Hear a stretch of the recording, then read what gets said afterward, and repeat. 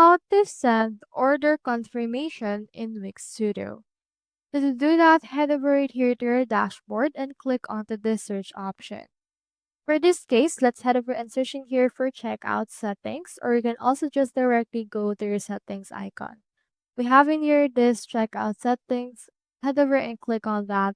And then from in there, you should be able to see in here the checkout settings that we have. So we have the checkout form, the policies, agreements, contact us, as well as receipt automation. We have in here this order emails. So click onto this edit emails option. And then from in there, this should be able to redirect you to a new tab wherein you can see the order confirmation email that you can actually edit in order to send to your actual customers. We have in here the order confirmation email. You can see that it actually sends automatically. And if you want to edit it, you can click on edit.